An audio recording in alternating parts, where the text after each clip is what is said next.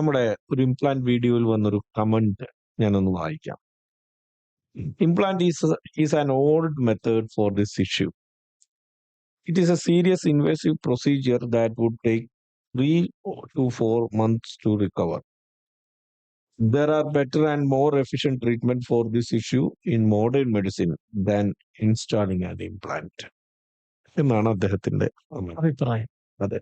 ഒരു രോഗി വരുമ്പോൾ ആ വ്യക്തിക്ക് എന്ത് തരത്തിലുള്ള ചികിത്സയാണ് വേണ്ടത് എന്നുള്ളത് ആ വ്യക്തിയുടെ ശാരീരിക പരിമിതികൾ, ശാരീരികമായിട്ട് ഡിഫറൻ്റ് ആയിട്ടുള്ള അസുഖങ്ങൾ, അയാളുടെ മാനസികാവസ്ഥ, അയാളുടെ പേഴ്സണൽ നീഡ്സ് എന്തൊക്കെയാണ്, അയാളുടെ പാർട്ട്ണറുടെ നീഡ്സ് എന്തൊക്കെയാണ്, ഇങ്ങനെ പല കാര്യങ്ങൾ അനലൈസ് ചെയ്തിട്ട് അയാൾക്ക് സ്യൂട്ടബിൾ ആയിട്ടുള്ള ഒരു ട്രീറ്റ്മെൻ്റ് ആണ് കൊടുക്കേണ്ടിയിരിക്കുന്നത്.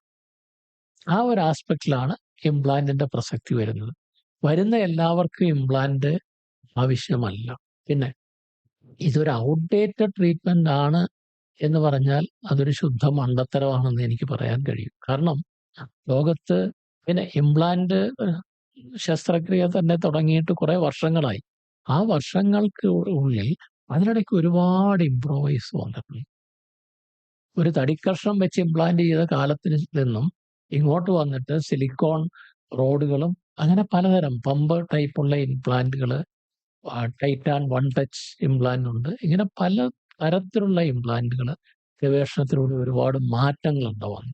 ഇനി അതോടൊപ്പം തന്നെ ധാരാളം പരീക്ഷണങ്ങൾ ഈ രംഗത്ത് വന്നിട്ടുണ്ട്. ഇതിനേക്കാൾ എഫക്റ്റീവ് ആണെന്നൊക്കെ പറഞ്ഞ് പല ചികിത്സകളും ഇപ്പോൾ PRP ഉണ്ട്, ബ്ലഡ് എടുത്തിട്ട് തിരിച്ച് ഇഞ്ചക്ട് ചെയ്യുന്ന ഒരു മെത്തേഡ്. ഷോക്ക് വേവ് തെറാപ്പി ഉണ്ട്.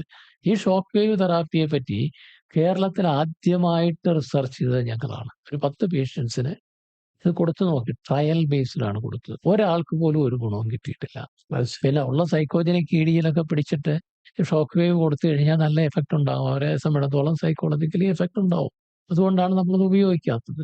PRP പറഞ്ഞ എഫക്റ്റ് ഉള്ളതായിട്ട് ഒരു റിസർച്ച് റിപ്പോർട്ടുകളിലും 100% ഇതൊക്കെ ഒരു റിലയബിൾ ട്രീറ്റ്മെന്റ് ആയിട്ട് പറയുന്നില്ല. അതിൽ ഗുണമുണ്ടാവാം, ഷോക്ക് വേവ് തെറാപ്പി ഗുണമുണ്ടാവാം. പിന്നെ പല ഡിവൈസുകളും ഉണ്ട്. ഇപ്പോൾ വാക്യൂം എറക്ഷൻ ഡിവൈസ് ഒരു കാലത്തുണ്ടായിരുന്ന ട്രീറ്റ്മെന്റ് ആണ്. അതിന് സമാനമായിട്ട് ചില സ്ലിംഗ് ഡിവൈസ്, അനവധി കാര്യങ്ങൾ വരുന്നുണ്ട്. പക്ഷേ പെനൈൽ പ്രോസസ് ഇംപ്ലാന്റ് പോലെ എഫക്റ്റീവ് ആയിട്ടുള്ള ഒരു പെർമനന്റ് സൊല്യൂഷൻ ഇന്ന് വരെ വേറെ കണ്ടുപിടിച്ചിട്ടില്ല എന്നുള്ളതാണ് വസ്തുത. അതാണ് യാഥാർത്ഥ്യം.